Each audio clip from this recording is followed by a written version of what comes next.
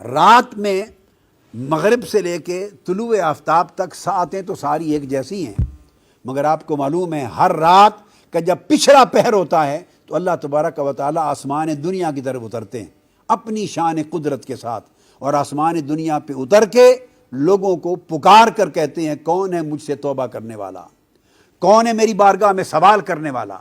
کون ہے میری بارگاہ میں ہاتھ اٹھا کے مجھ سے دست سوال میری بارگاہ میں دراز کرنے والا،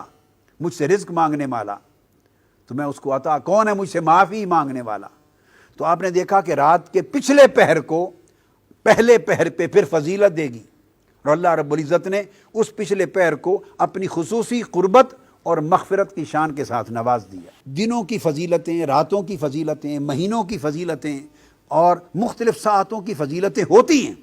یہ تصور غلط ہے کہ فقط ایک شب قدر کی فضیلت ہے۔ تو بعض لوگ اتنا کچھ جانتے ہیں اور وہ باقی کچھ نہیں جانتے، وہ ہر شے کا صفایا کر دیتے ہیں اور کہتے ہیں بس لیلۃ القدر ہے اور بقایا کچھ نہیں ہے۔ یہ بات تصور نہیں، ہر ایک کی ایک اپنی فضیلت ہے، ایک اپنا درجہ ہے، ایک اپنا رتبہ ہے، ایک مقام دوسرے مقام کو مٹا نہیں سکتا۔ شعبان کی اہمیت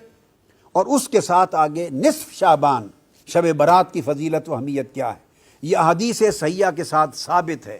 مسلم ہے، آقا علیہ السلام کی سنت سے ثابت ہے، اس میں شک و شبہ کرنا لا علمی کے سوا کچھ نہیں ہے۔ اور حضور علیہ السلام کا معمول تھا کہ سال کے 12 مہینوں میں سے رمضان تو وہ مہینہ تھا جس کے روزے فرض تھے، پورا کا پورا مہینہ روزے رکھتے، لیکن بقیہ 11 مہینوں میں سب سے زیادہ روزوں کا اہتمام حضور علیہ السلام ماہ شعبان میں کرتے۔ کوئی سبب تھا اس کا، کوئی تو ریزن تھا، کوئی تو وجہ تھی، ماہ شعبان کی کوئی تو فضیلت تھی، کوئی تو اس میں خیر اور برکت کا پہلو تھا۔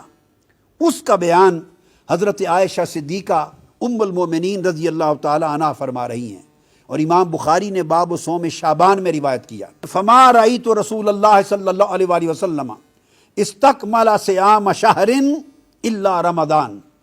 کہ میں نے کوئی ایک مہینہ نہیں دیکھا جس میں پہلے دن سے آخری دن تک مسلسل پورے کے پورے مہینے کے 30 دنوں میں آقا علیہ السلام روزے رکھتے ہوں بلا ناغہ، سوائے ماہ رمضان کے۔ یہ بات کلیئر ہو گئی۔ اب اگلا حصہ توجہ طلب ہے۔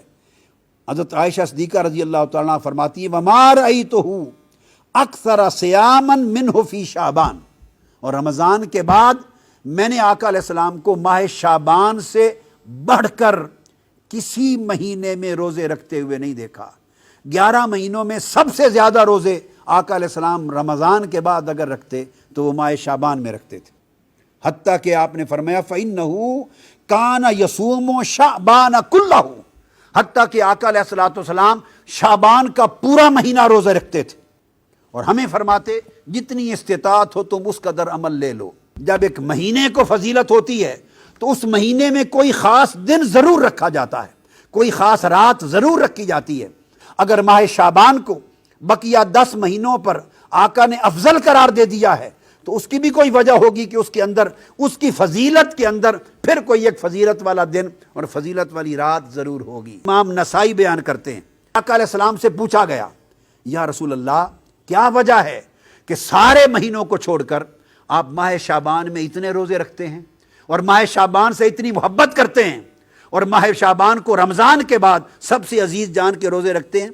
آقا علیہ السلام نے اس ماہ شعبان کی اب فضیلت بیان کی، بنیادی راز یہ بتا دیا کہ یہ اعمال خدا کے حضور پیش کیے جاتے ہیں، اور جو شخص اس مہینے میں زیادہ اعمال صالحہ کرتا ہے، زیادہ عبادات کرتا ہے، لہذا روزہ اور صدقات و خیرات کرتا ہے، چونکہ اعمال اللہ کی بارگاہ میں